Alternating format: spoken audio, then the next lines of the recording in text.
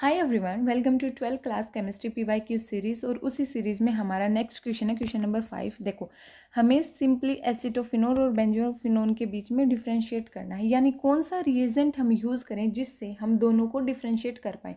ये हमारे पास एसिटोफिनोल, ये है हमारे पास बेंजोफिनोल। ठीक है, अब हम बात करते हैं 2,4-डाइनाइट्रोफिनाइल हाइड्रोजन, यानी हम इसको बोल सकते हैं 2,4-DNP।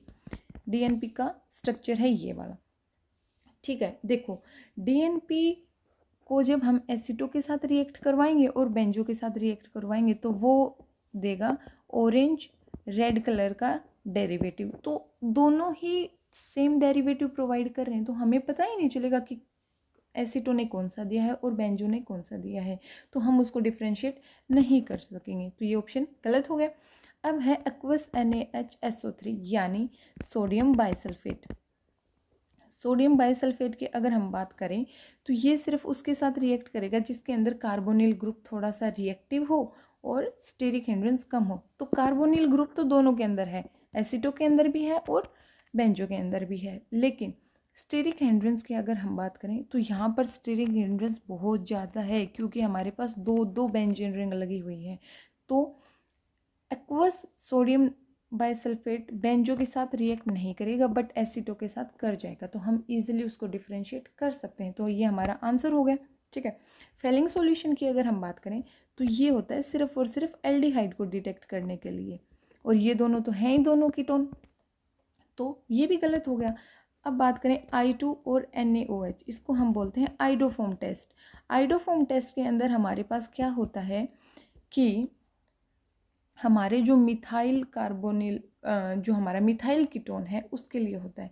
तो एसिटोफिनोन में तो मिथाइल कीटोन है बट बेंजोफिनोन में नहीं है, तो इसको हम एज ए डिफरेंशिएट रिएजेंट हम यूज कर सकते हैं।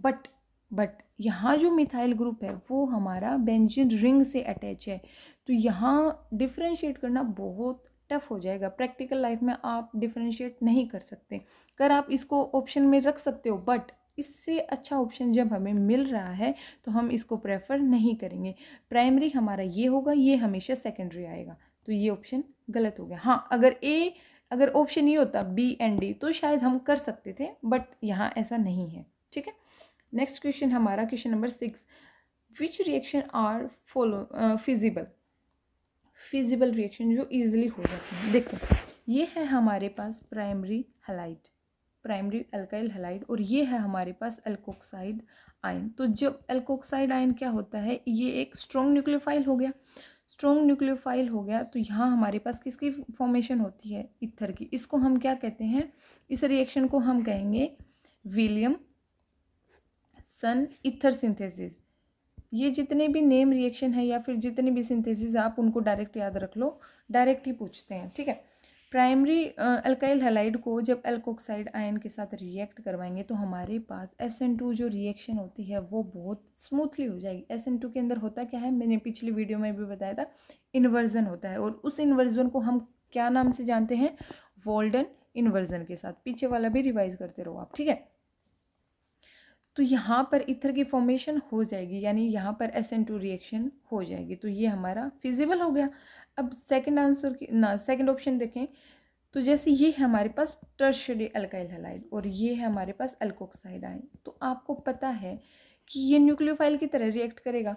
जब ये यहाँ पर रिएक्ट करने जाएगा तो क्लोराइड के पास है बड़े बड़े CH3 ग्रुप, वो उसको अटैक करने ही नहीं देंगे। मतलब जैसे आप कहीं बाजार में जा रहे हो और वहाँ पर बहुत ज़्यादा भीड़ है, तो आप जल्दी जल्दी मूव कर ही नहीं सकते, आप चाहे कितनी भी कोशिश कर लो, आपको स्लो करना पड़ेगा। इवन आप रुक भी सकते हो एक जगह, तो ये इसको रिएक्ट करने नहीं देगा, तो रिएक्शन स्मूथली होगी ही नहीं, तो ये फिजिबल नहीं होगा। तो हमारा आंसर सिर्फ A ऑप्शन होगा। ओके।